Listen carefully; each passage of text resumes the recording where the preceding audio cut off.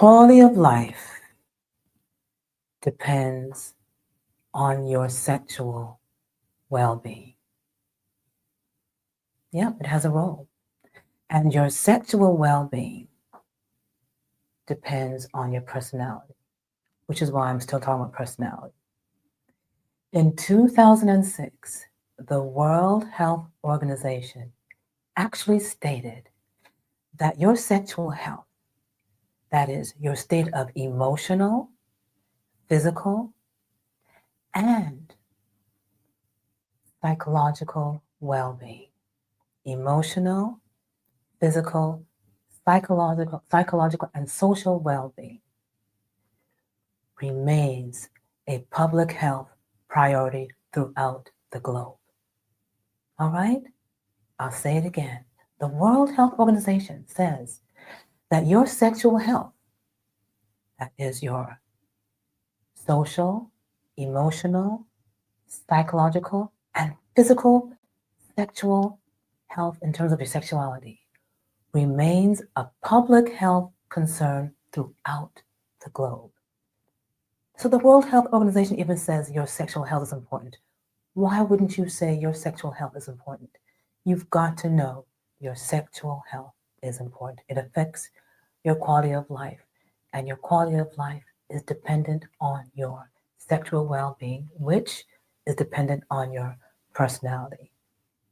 Yesterday or a few days ago, we talked about your personality regarding the, remember regarding the big five test. I wanted you to take that.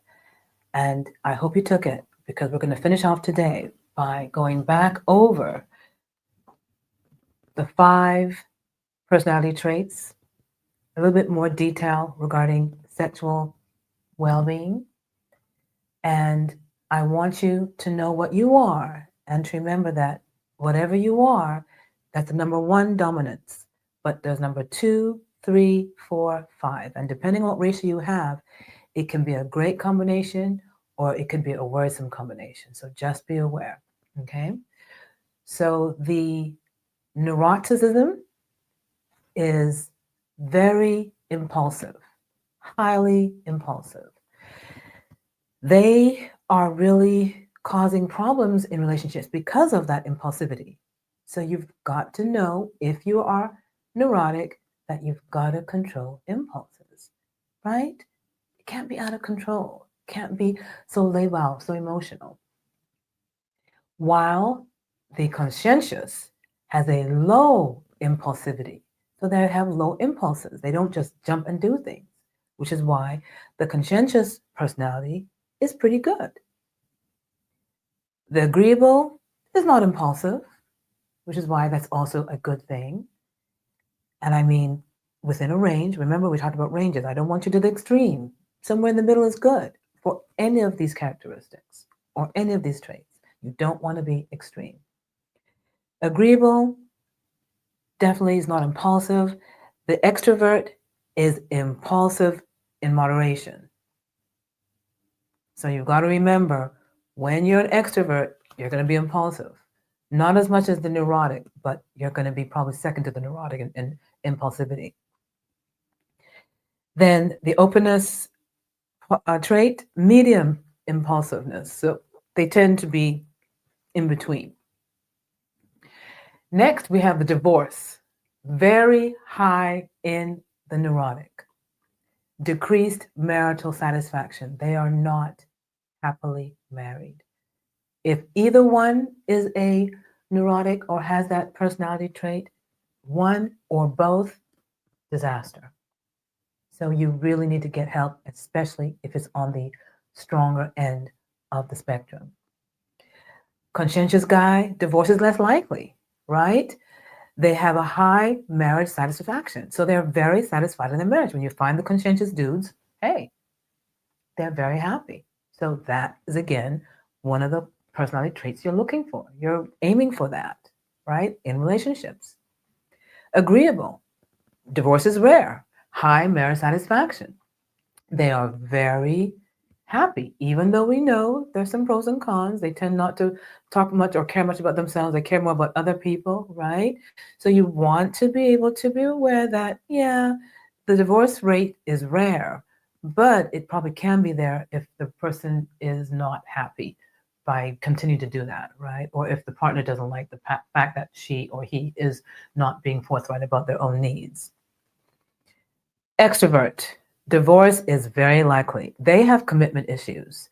So the marriage satisfaction is low with extroverts. Okay, again, these are studies. If you need the studies, let me know. I'll send the studies to you. Openness, divorce occurs occasionally. Marriage satisfaction is neutral. A lot of the studies with openness, because they're sort of chill and cool, a lot of things didn't really apply to them. They're sort of like not really deeply studied because they were just so neutral, so in between, so median that there was not much of a increase or decrease. So the openness personality, divorce occurs occasionally, okay? And marriage satisfaction, they're saying is sort of okay, but not too good, not too bad. They're pretty cool. They're okay. Infidelity with the neuroticism is increased. Neurotics tend to be not committing to their relationships because they're so worried and so self-doubting and so negative, and they don't commit. They just feel that they're not in a relationship, and they just feel sometimes they need to be worthy and go out and find someone that might make them worthy, and yet they're not. They're never satisfied. So again, you need to get help, psychological help. The conscientious, infidelity decreased because, again, they're very committed. So they don't like to cheat. Agreeable, infidelity is decreased. They too don't like to cheat. They are very, very, again, self, uh, they're just trying not to hurt anybody. They want to make you happy. They want harmony. They don't really care about themselves. They really care about making your partner happy. So agreeable people tend not to step out of the marriage. The extrovert, ooh, high infidelity. They are very adventurous and they love to be socially connected. So these guys know how to bargain, know how to get out there and again socialize. So they have an advantage because they tend to meet people and bond very easily with people. So they tend to have a high infidelity rate, which is not surprising. And because they are socially connected and adventurous, people like them. And so they can get into any relationship that they want to. The chances of them getting into relationships are much higher than any other personality. They are more successful. Infidelity in the openness, again, neutral. All right. So again, the impact wasn't significant either way. They're just, sometimes it happens, sometimes it doesn't. Neurotics, risky behavior sexually. They tend to indulge in risky behavior. And risky behavior is defined as those that will have sexual relations with strangers, right? Those that don't use condoms, and those that have a high number of sexual partners, very high number, meaning very frequently they change their sexual partners. That's sexual risky behavior. So you've got to be careful. The neurotic has risky behavior sexually. So you've got to be careful. If you do, please get some help to control that. The conscientious, less risky behavior sexually because they don't want to step out of the relationship and they're committed, basically monogamous. Most of them are monogamous. So they're not indulging in risky behavior.